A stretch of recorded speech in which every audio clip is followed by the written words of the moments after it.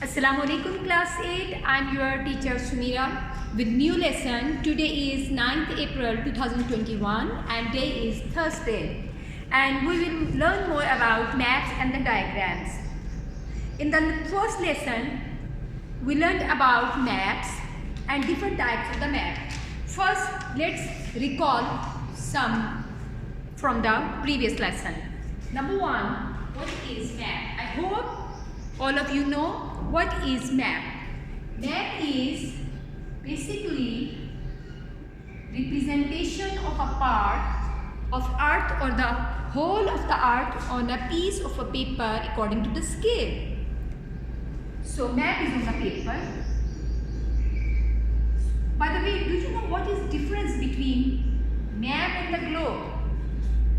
Globe is 3D representation of the whole earth, while map is a representation of a earth or a piece of a earth on flat paper according to the scale. Then we learned about different types of the maps. Among different types of the maps, there are atlas maps, Atlas map. Atlas map, as its name shows, is about the world. And then we learned about topographical maps. Topographical maps are preferably for smaller areas.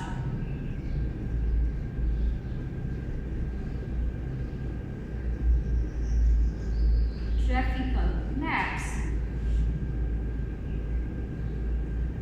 as these are for smaller areas, so they have more detail than atlas map. Then there is cadastral map. Cadastral map is third type of map which we are studying in this chapter, and the pedestal maps are large-scale maps. These maps contain more detail as compared to topographical maps. Then we learned about distribution maps. As the name indicates, it tells about the distribution of different features. It may be distribution of population, or it may be distribution of agricultural product. It may be distribution of industrial product. So, we learned about atlas map, topographical maps, cadastral maps, distribution maps, and then we learned there are different features which are shown on distribution maps. Then we learned methods to represent distribution map. There are prominently two methods of representing distribution map. So first, again we recall about distribution map. Distribution maps basically tells us about distribution of different features.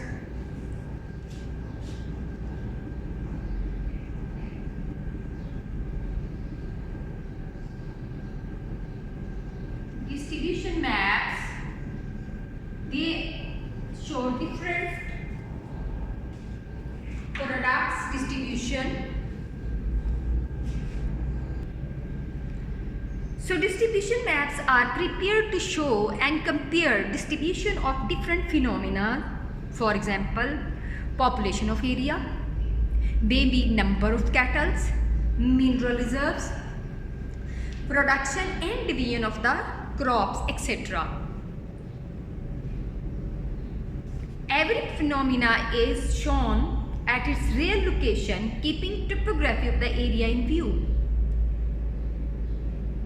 Area of a specific region is considered while showing distribution of a phenomena. So there are two types of the distribution map. Number one is qualitative and other one is quantitative. Qualitative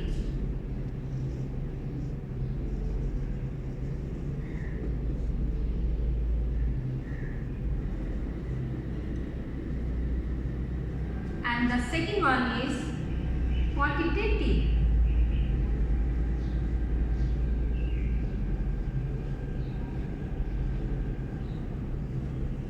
As the names indicate, in the qualitative one, we consider the qualities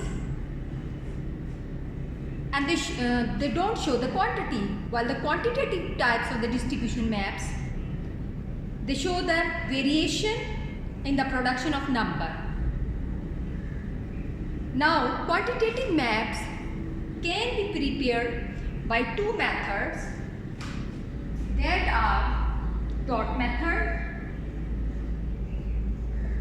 and the other one is shade method.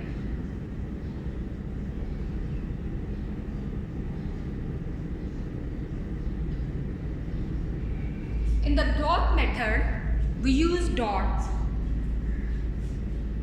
while in the shade method, we use shades to show the distribution of whatever we want to show, whichever product we want to show. Now today we will learn about the methods of showing statistical data. First, what is statistical data? In geography, we use different facts and figures to represent different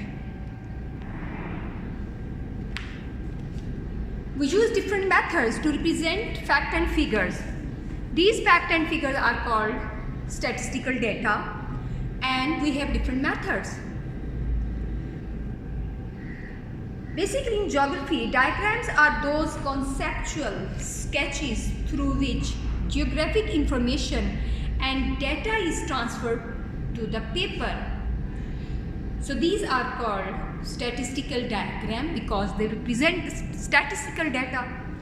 We have basically three methods to represent statistical data. Number one is the line graph.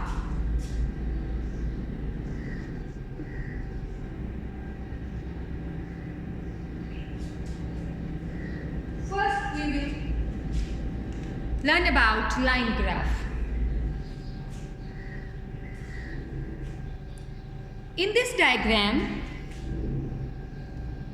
information is shown with the help of line. We can see. That's why it is called line graph. In this graph, two variables are discussed. One as a variable quantity. In this case, this temperature is a variable quantity, and the other one is constant. Here, months are the constant. So in line graph, we have one variable and the other one is constant.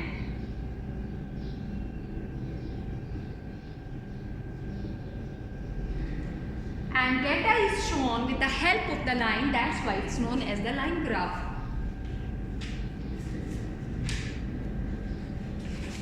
And lines are drawn with, they bisect normally at each other at angle 90. We have like this. So they bisect at right angle.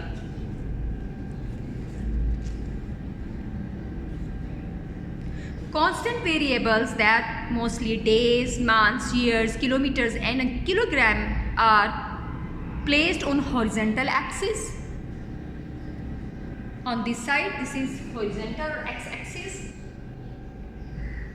and this is y-axis.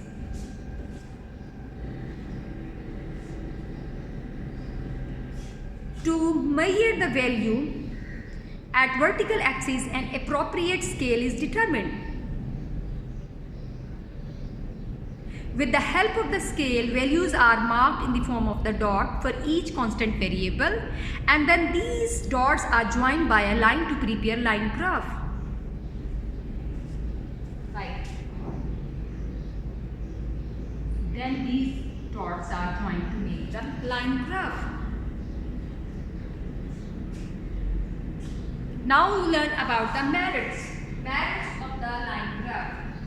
Every type of representation of data has some merits and some demerits.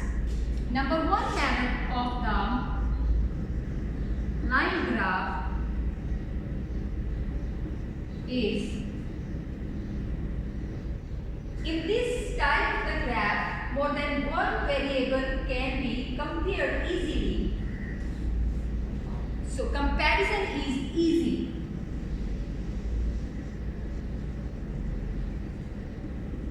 At one glance, we can compare the variables. The second one is, the line graph is the best way to show decrease or increase in annual, monthly and daily production of various items. So it shows decrease or increase easily. Means we can easily come to know increase or decrease because of the line graph. In other words, we can easily read fluctuations.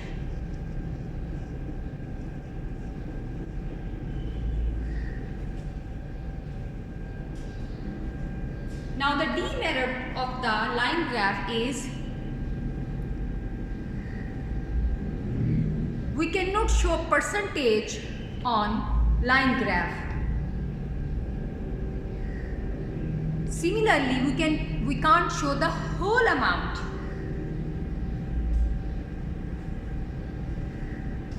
Demerit.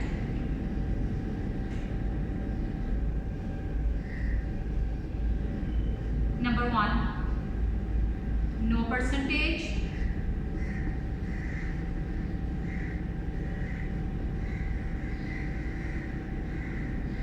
No total amount of any variable. We can't show.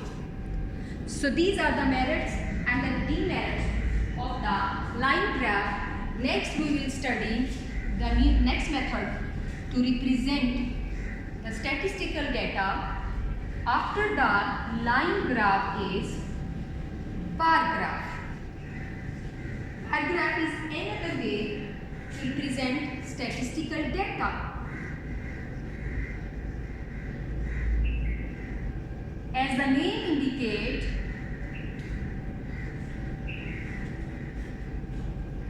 bar graph is widely used in geography.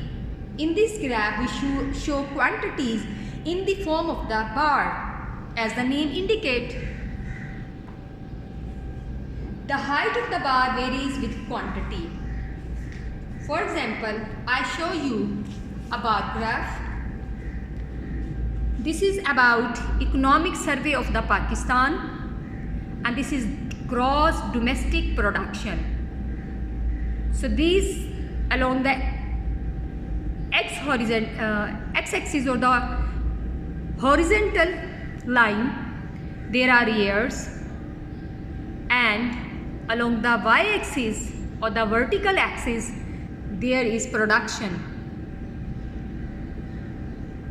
And you look at the data, it's in the form of the bar, that's why it's known as the bar graph.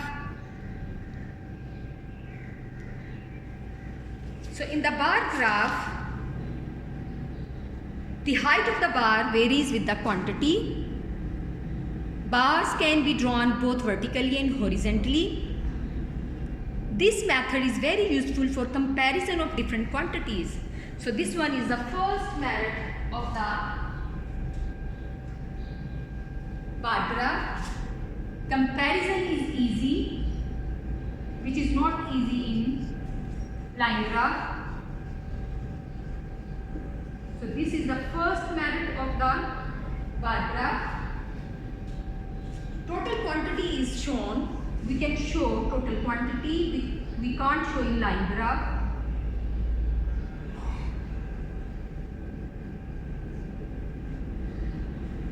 Then the best feature of this graph is that we can easily show quantity on this graph.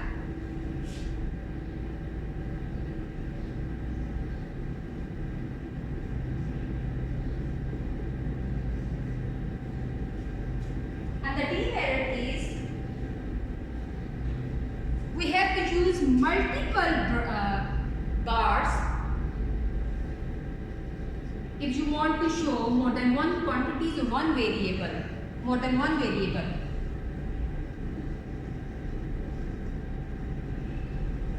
We have to draw multiple bars. Otherwise, we can show one quantity on one bar graph. So this was about bar graph. Now we will learn about pie chart or pie graph. This is another method to show the statistical data. Pie graph.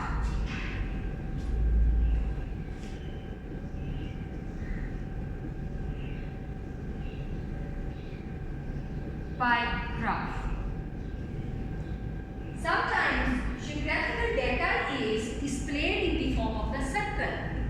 This is called pie graph.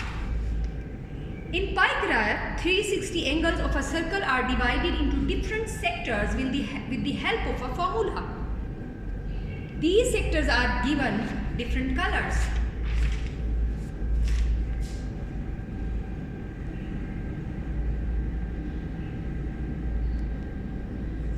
I show you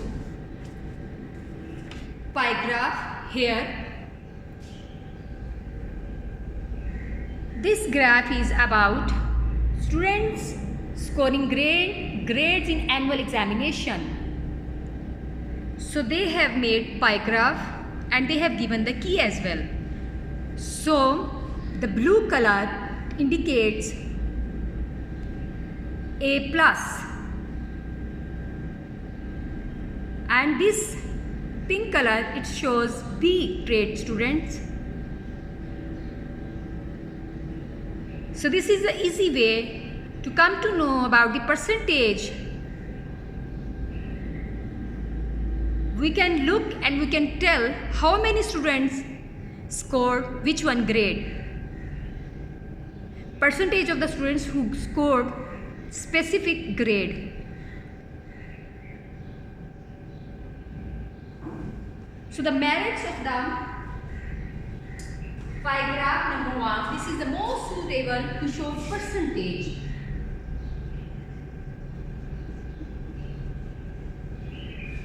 And at a glance, we can come to know percentage. Pie graph covers less space as compared to the line and the bar graph. And it presents better comparison between different quantities. So, for the percentage, for the comparison, it's good method.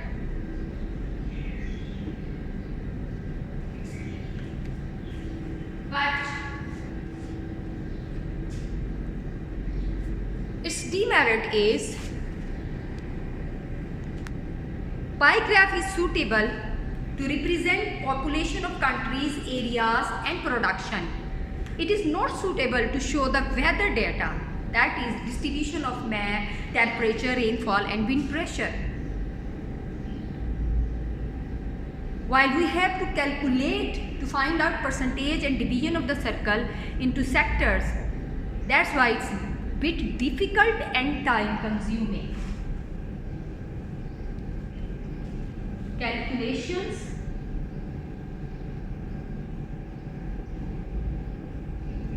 which is time consuming. This is demerit of pie graph. So this was all about how we represent statistical data in geography. We learned about the different types, line graph, bar graph and pie graph. And then we learned their merits and demerits. I hope you enjoyed this lesson. Till next lesson, Allah Hafiz, Assalamu Alaikum.